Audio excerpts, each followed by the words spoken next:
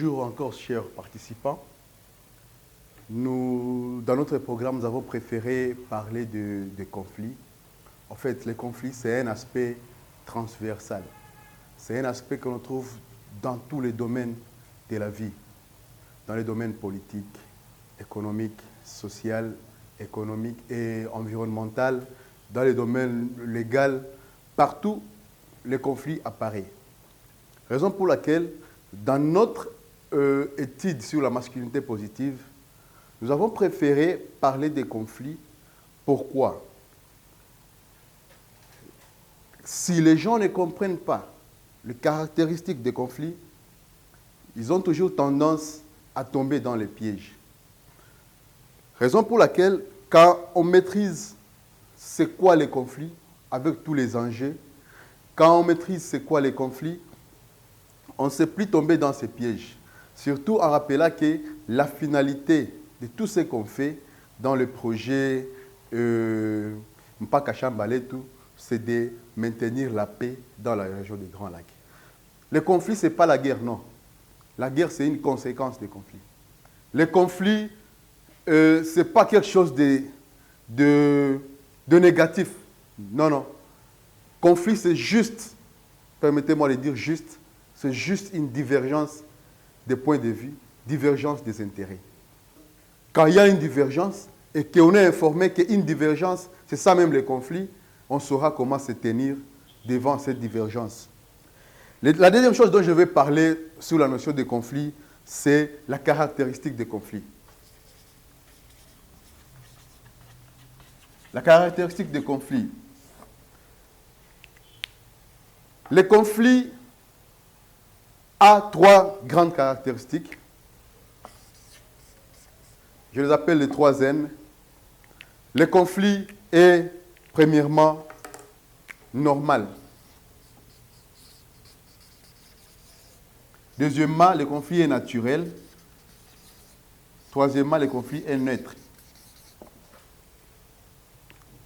Quand déjà l'époux de la FPCT connaît et est informé que le conflit est normal, quand il y aura une divergence dans la maison, il va d'abord se calmer. Il va se maîtriser parce qu'il saura que c'est normal. Quand l'époux de la FPCT ne connaît pas que le conflit est normal, quand il y aura une divergence, déjà l'étape de la violence peut commencer par là, parce qu'elle n'est pas informée que c'est normal. Mais pour la personne qui connaît que c'est normal, là, elle se prépare déjà à la suite. Comment je vais faire pour résoudre ce conflit? Quelles sont les attitudes que je dois développer? Et dans ce cadre-là, vous serez en train de comprendre que quand l'époux comprendra que le conflit est normal, il ne va pas tailler sa machette. Il ne va pas tailler sa machette. Le conflit est naturel. On ne peut pas vivre sans conflit. Il faut que l'époux de la femme commerçante comprenne qu'on ne peut pas vivre sans conflit. Mais le conflit est aussi neutre. Et neutre comment? On peut engager le conflit en pensant qu'on va gagner ce conflit-là, mais le conflit vous montre que c'est pas ce que tu pensais. Là, je le dis en des termes un peu banals.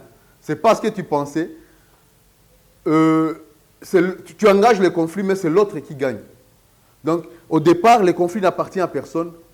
Ou bien les avantages du conflit, ou bien je ne sais pas quoi, des confrontations n'appartiennent à personne au début.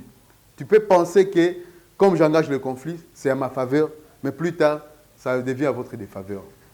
Une façon de vous dire seulement que ces petites notions, ce sont des notions que les époux des FPCT doivent maîtriser. Et il y a 5 attitudes à développer.